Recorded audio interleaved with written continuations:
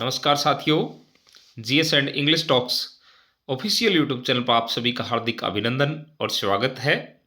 Indian history के अंदर medieval history यानी कि पूर्व मध्यकालीन भारत के इतिहास की हम बातचीत करते हुए आगे बढ़ रहे हैं। और इससे पहले हमने पाल वंश, गुर्जर प्रतिहार वंश, राष्ट्रकूट वंश ये आपके बीच में डिस्कस किए हैं। चोल वंश के अंदर एक पार्ट हमने कल डिस्कस कर लिया था और आज सेकंड पार्ट जो है यानी कि स्लाइड 4 हम डिस्कस करने जा रहे हैं। तो चोल वंश की राजाओं के बारे में या फिर चोल वंश की कुछ जनरल इंफॉर्मेशन हमने डिस्कस की थी कल।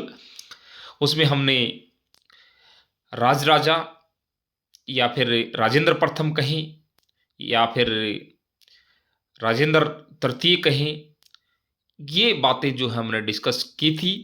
और आज हम चोल वंश की जो है कला एवं संस्कृति को लेकर के कला एवं वास्तुकला जो है हम देखेंगे। वास्तुकला और कला का जो है किस प्रकार का प्रचलन रहा चोल साम्राज्य के अंदर, ये सभी बातें आज हम डिस्कस करेंगे। विशाल मंदिरों का निर्माण इन्होंने करवाया था। यदि कला की बात करें, वास्तुकला की बात करें, तो आप कह सकते हैं कि विशाल मंदिरों का निर्माण करवाया और दीवारों पर अपनी उपलब्धियां इन्होंने जो है अंकित करवाई। तो वेरी इंपॉर्टेंट जो है फैक्ट निकल करके आता है कि दीवारों पर अपनी उपलब्धियों का व्याख्यान जो है किसने किया, तो वो चोल शासकों ने।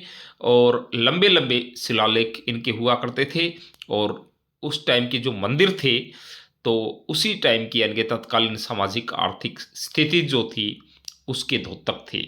जितने विशाल मंदिर होते थे, भव्य मंदिर होते थे, वो उस समाज की यानी कि चोलकालीन समाज की सामाजिक और आर्थिक सोशियो इकोनॉमिक जो है कंडीशन को दिखाता था।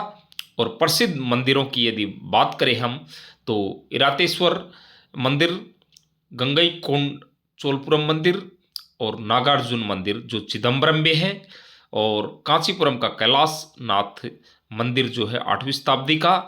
तंजौर में शिव को समर्पित बृहदेश्वर मंदिर का निर्माण राजराजा द्वारा करवाया गया था। बृहदेश्वर मंदिर कहें तो जो है बहुत ही, आप इसके बारे में पहले भी जो है राजराजा को हम जब पढ़ रहे थे तब भी इस मंदिर का जिक्र आया था। तो मंदिरों की एक लिस्ट आपके सामने प्रदान की जा सकती है। और न केवल राजा की बल्कि जो है आप चोल वंश के मंदिरों को भी याद कर लेते हैं तो भी कई बार आपका जो है क्वेश्चन को आप कुछ ऑप्शंस को एलिमिनेट कर ले जाते हैं और फिर आप आंसर तक पहुंच पाते हैं। तो ये 4-5 मंदिर जो है ये बहुत इंपॉर्टेंट है। लेकिन कांचीपुरम का जो कैलाशनाथ मंदिर है और तंजौर का जो बृहदेश्वर मंदिर है, इन सब में बहुत ज़्यादा इंपॉर्टेंट है। प्लीज़ इसको बहुत अच्छे से देख लीजिएगा क्योंकि ये मंदिर बार बार अलग अलग एग्जाम के अंदर पूछे जाते हैं। यदि मैं आगे बढ़ूं तो आप कह सकते हैं कि चोल काल अपनी कांस्य की मूर्तियों के लिए प्रसिद्ध था, जिसका सबसे अच्छा उदाहरण जो है नटराज की मूर्ति। तो नटराज की मूर्ति जो है कांस्य की बनी हुई है। आप ये मान लीजिएगा, जान लीजिएगा अच्छे से, चोल काल की ये मूर्ति है और जो है कांस्य से निर्मित है। इस काल में यदि और थोड़ा सा जिक्र करें, साहित्य की तरफ हम बढ़ें, साहित्य को भी हम डिस्कस करने वाले हैं। भरतनाट्यम, नाट्यम और कथकली जो है शास्त्रीय नृत्य थे। आप अच्छे से जानते हैं तमिलनाडु के अंदर जो है भरतनाट्यम किया जाता है और कथकली जो है केरल का, ये शास्त्रीय नृत्य हैं, क्लासिकल डांस है।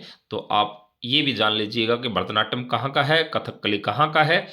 और कुचिपुड़ी आपसे पूछ लिया जाए तो वो आप साउथ में ही बताएंगे, आंध्रा का यानी कि आंध्र प्रदेश का, थोड़ा सा दक्कन में चल करके। ये चीज़ें उत्तर भारत के अंदर जो है वो कथक है, आपको ये भी पता होना चाहिए। तो ये सारी चीज़ें जो हैं, सारे शास्त्रीय नृत्य के बारे में भी आपको नॉलेज हो। उड़िया जो है असम का है। ये सारी चीज़ें आप जितना जो है इन चीज़ों की प्रैक्टिस करेंगे उतने ही ये सारी चीज़ें होती जाएंगी। लेकिन यहाँ वीडियो के अंदर दो का जिक्र है, भरतनाट्यम और कथकली। तो चोल काल के दौरान थी, ये ध्यान रहे। लेकिन स्टेट की पूछी जाए बात तो भरतनाट्यम तमिलनाडु में और कथकली केरल में। उसके बाद हम एक और बता दें हम आपको, केरला में मोहिनी अट्टम भी जो है नृत्य किया जाता है, वो भी शास्त्रीय नृत्य है, तो ये भी आप ध्यान में रख सकते हैं। यदि मैं थोड़ा सा आगे बढ़कर के बात करूं तो चोल वंश का जो साहित्य रहा है, थोड़े से अटपटे या थोड़े से हार्ड जो है वर्ड यहाँ आपको देखने को मिल सकते हैं, लेकिन आप इनको practice makes a man perfect, जितनी प्रैक्टिस करेंगे आप उतना ही आपके लिए ये सारी चीज़ें आसान होती चली जाएंगी। और बहुत फैक्चुअल वे में जो है स्लाइड तैयार की गई हैं, बहुत अच्छे से कंपाइल करके चीज़ें आपके सामने पेश की जा रही हैं। तो प्लीज़ बड़े बड़े और लंबे लंबे पैराग्राफ को छोड़ करके, काफ़ी सारे पेजेस को छोड़ करके, बहुत ही जो है लिमिटेड स्पेस के अंदर सारे के सारे जो है डायनेस्टी की बात करें या एम्पायर की बात करें, किंगडम सारे के सारे जो है अलग अलग राजाओं के, किंग्स के आपके सामने हम पेश कर रहे हैं।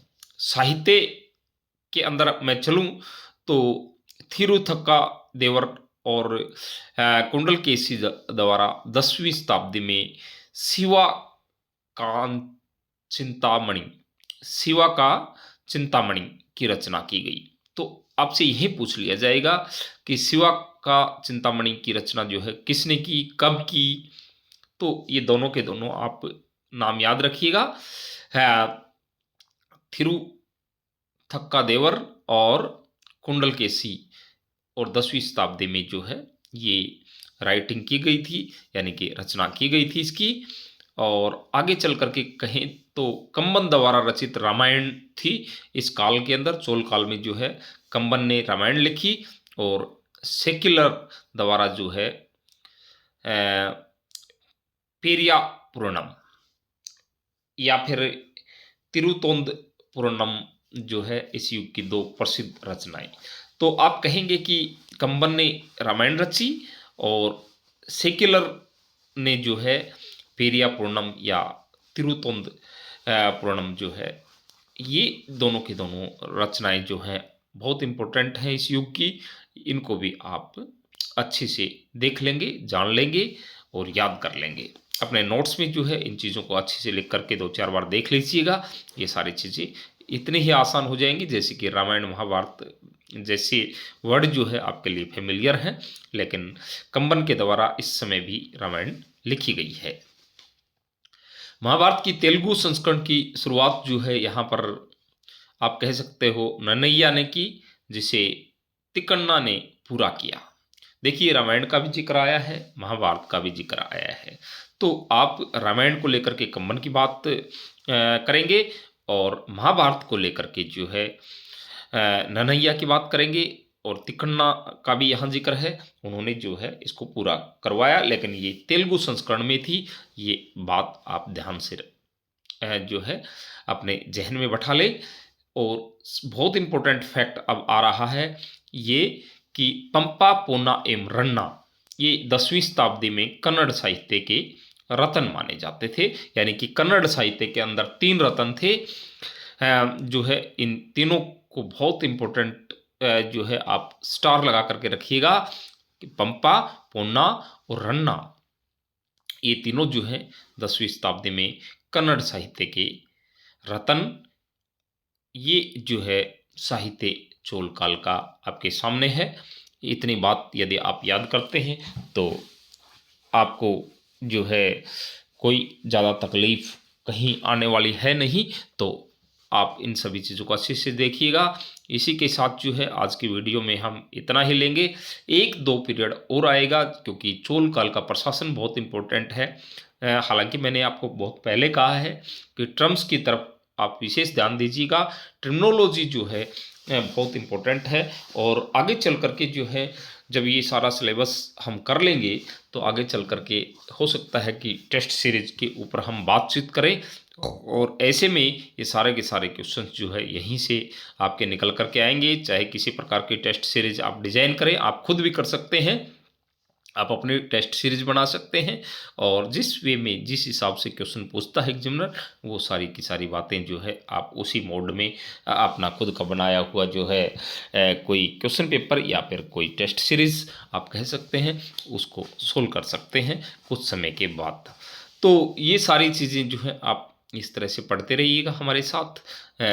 आपको political, geography, economics, history, Haryana GK, English grammar, किसी भी चीज़ में आपको कहीं कोई दिक्कत नहीं आने वाली है। और आप चैनल को सब्सक्राइब कर लें ताकि नोटिफिकेशन टाइम टू टाइम आप तक पहुंच सके। वीडियो को, हमारे मनोबल को ऊंचा करने के लिए, बढ़ाने के लिए लाइक ज़रूर कर दीजिए करिएगा और अपने साथियों के साथ जो है वीडियो का लिंक शेयर कर दे प्लीज़। इसी के साथ आज के लिए इतना ही। मिलते हैं चोल वंश का प्रशासन डिस्कस करने के लिए नेक्स्ट वीडियो में। Thank you very much. Thank you all of you.